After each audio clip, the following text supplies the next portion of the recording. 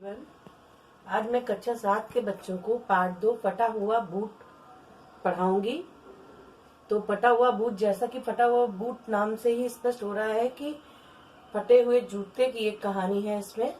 इसमें एक आलिया नाम का व्यक्ति है जो कि पैसे ना होने के कारण और अपनी आर्थिक स्थिति के कारण अपने जूते नहीं खरीद पाता है, बूट नहीं खरीद पाता है, और वह जो है किसी दूसरे के बूट चुरा लेता है, लेकिन उसका अंतर्मन इसको स्वीकार नहीं करता है। इसमें लेखक ने जो है आपको जीवन में अंधा होकर व्यक्ति गलत रास्ते पर चल पड़ता है, मतलब हमें गलत रास्ते पर नहीं चलना चाहिए, हमें अपने अंतर्मन की बात सुननी चाहिए। अगर हमारी आवश्यकताएं पूरी नहीं हो रही हैं तो इसके लिए चोरी ही एकमात्र साधन नहीं है, ये बताने का प्रयास किया है। कहानी इस प्रकार है, सुनिएगा ध्यान से। आलिया कचहरी में बेकार सा रहता था। उन दिनों लोग कचहरी से दूर ही रहना पसंद करते थे। बड़े से बड़े वकील भी छोटे छोटे मुकदमे लेने के लिए मजबूर थे। आलिया के पास तो कोई भी मुकदमा न आता, फिर भी वह कचहरी में जाता और वह एकांत में बैठकर अपनी पत्नी को संबोधित करके कविताएं लिखता था।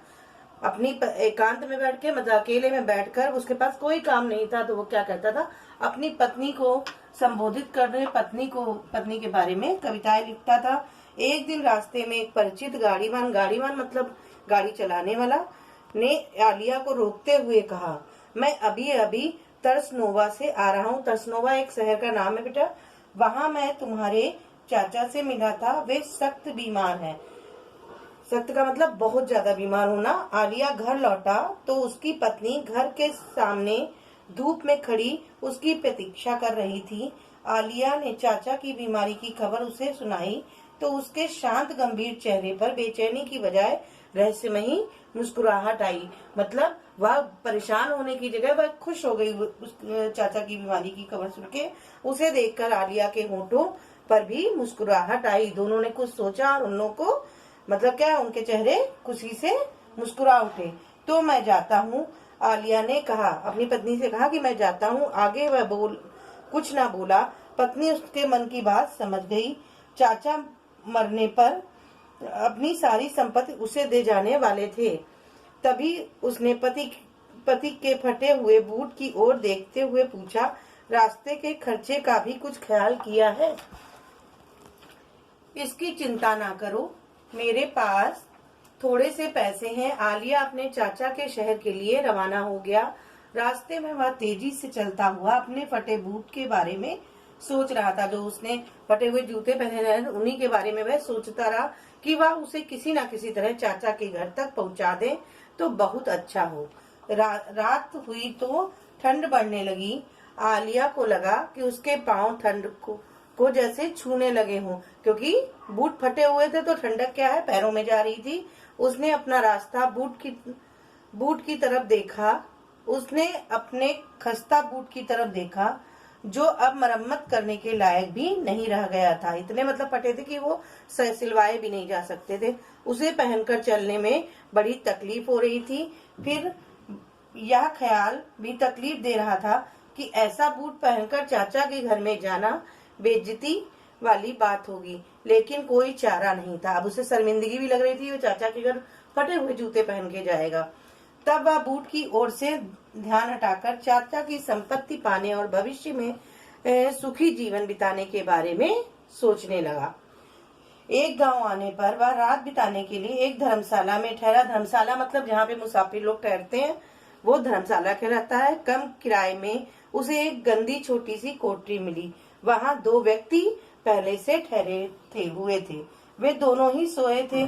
आलिया उन्हीं कपड़ों में लेट गया, लेकिन नींद नहीं आई। उसे बेचैनी हो रही थी। वह बार बार अपने फटे हुए जूतों के बारे में सोच रहा था, इसलिए उसे नींद नहीं आ रही थी। उसने अपने ख्यालों में संसार की सभी सड़कों पर और सभी घरों में अनगिनत बूट देखे। अब उसे सब तरफ जूते ही जूते, बूट दिखाई पड़ रहे थे। फिर तो उसे हर जगह बूट ही बूट दिखाई देने लगे। आखिर उसे लगा कि जैसे उस कोठरी में भी बूट बिखरे पड़े हों। तभी वह अचानक उठ बैठा और सर्दी से कांपता हुआ नंगे पांव बड़ी नरमी से चलता हुआ अपने बगल वाले मुसाफिर मतलब जो साथ चलने वाले व्यक्ति होते हैं, मुसाफिर, की खटिया के पास गया। उसका एक बूट उसने पहना ही था कि उसके तपते हुए पांव में कोई चीज चुभी। उसने बूट उतार डाला, तभी कोठरी के बाहर से उसे अस्पष्ट सी आवाज सुनाई दी। अस्पष्ट सी मतलब बिल्कुल क्लियर, बिल्कुल साफ आवाज नहीं आई। वो आवाज किसकी थी? उसके हृदय की थी। तो डर के मारे उसके पांव वहीं के वहीं जम गए और उसी समय उसने अपनी आत्मा की फटकार सुनी कि वह पतन के रास्ते पर जा रहा है। बाहर की आवाज जब बंद हुई तो वह कोठरी में से निकला। वहां कोई नहीं था। एक तरफ लटकी हुई लालटेन, मध्यम सी रोशनी, लालटेन पहले जो जलती थी वो धीमी धीमी रोशनी देती रहती थी, मध्यम सी रोशनी कर रही थी। आलिया ने इधर उधर देखा तो पासी बूटों का एक जोड़ा दिखाई दिया। उसी समय उसने बिना कुछ सोचे बूट उठाकर अपने कोट में छिपा लिया। फिर एक नजर वहां सोए पड़े चौकीदार की तरफ देखकर चुपके से फाटक खोलकर वह बाहर निकल गया। लगभग आधा घंटा नंगे पांव चलने के बाद उसे बूट पहनने का ख्याल आया। एक पत्थर पर बैठकर वह बूट को कुछ क्षण देखता रहा। आखिर जब वह बूट पहनकर खड़ा हुआ तो उसके अंदर से आवाज आई, पतन, घोर पतन। मतलब उसकी अंतरात्मा उसे यह स्वीकार नहीं करने दे रही थी कि तुम चोरी करो, मतलब तुम पतन की तरफ जा रहे हो, तुम्हारा जो है चरित्र गिरता जा रहा है। लेकिन आवाज की तनिक भी परवाह किए बिना वह चल पड़ा। अब वह पहले की तरह तेजी से नहीं चल रहा था। उसके कदम लड़खड़ा रहे थे और वह बार बार पीछे मुड़कर देखता था कि कोई उसका पीछा तो नहीं कर रहा है। उस चोरों की तरह, वह बिल्कुल चोरों की तरह व्यवहार करने लगा था। उसे डर लग रहा था। प्रातः काल का प्रकाश फैलने लगा तो आलिया का डर और बढ़ गया। उसके दिमाग में विचारों ने हलचल मचा दी। उसे लग रहा था कि राह चलते लोग उसकी चोरी भांप लेंगे और फिर उसके चोर होने की खबर चारों ओर फैल जाएगी। आखिर पकड़े जाने के डर से उसने फिर अपना पुराना बूट पहन लिया। उसको इतना डर लगा कि उसने फिर से अपना फटा हुआ बूट पहन लिया और चुराया हुआ बूट सड़क की एक तरफ फेंक दिया। तो भी उसका मन शांत न हुआ। रात की घटना रह रहकर उसके सामने आने लगी। बार बार वह वही सोच रहा था कि मैंने जूतों को चुराया है। उसे बार बार लग रहा था कि उस कोठरी के दोनों मुसाफिर उसके पीछे आ रहे होंगे। फिर इस ख्याल से उसका दिल कांप उठा कि उसके चोर होने की खबर उसकी पत्नी तक पहुंच गई तो अनर्थ हो जाएगा। संपत्ति पाने के पहले ही वह किस अधपतन को पहुंच गया है। मतलब उसे डर लगा कि अरे संपत्ति तो मिली नहीं, मैं गलत रास्ते पे भी चला गया। चलते चलते वह रुक गया और फिर लौट पड़ा। उसका फेंका हुआ बूट वहीं पड़ा था। उसे देखते हुए उसके मन में हलचल होने लगी। अगर वह उसे छिपा दे या जमीन में गाड़ दे तो भी वह चोरी उसकी आत्मा से छिपी तो नहीं रहेगी और वह चोरी उसके पूरे जीवन को कलंकित करती रहेगी। मतलब उसे ये डर लगा कि वह जीवन भर कलंकित होगा अगर से किसी को पता लग गया कि उसने जूते चुराए हैं। अचानक उसने बूट उठाया और धर्मशाला की ओर चल पड़ा। वह धीरे धीरे चल रहा था ताकि अंधेरा होने पर धर्मशाला में पहुंचे। दिन भर उसने कुछ नहीं खाया और बड़ी थकान महसूस कर रहा था। उसके कदम डगमगा रहे थे। धर्मशाला में खामोशी थी। उसने रात काटने के लिए जगह ली। फिर मौका पाकर उसने वह बूट वहीं रख दिया जहां से उठाया था और अपनी खटिया पर जाकर लेट गया। लेटते ही वह नींद में डूब गया। सुबह उठने पर उसने बचे खुचे पैसों से डबल रोटी खरीदी और वहां से चल दिया। बड़ा सुहावना मौसम था। आलिया अपना फटा हुआ बूट पहने स्वस्थ मन से चला जा रहा था।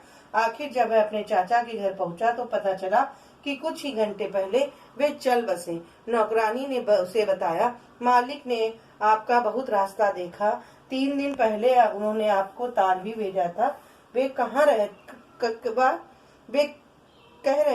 कहा करते थे कि आप अकेले ही उनके बारिश हैं, लेकिन आपने उन्हें भुला दिया। वे आपसे बहुत नाराज थे।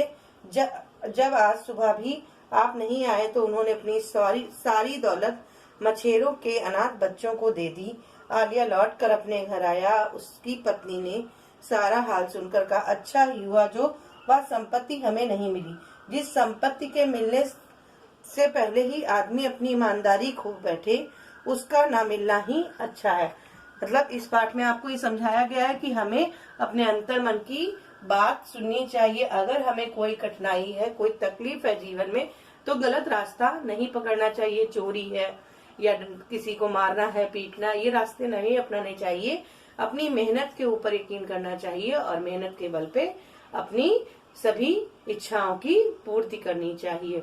इसके बाद आप लोग ये जो है कठिन शब्द इस पाठ के कर लेंगे फेयर कॉपी पे।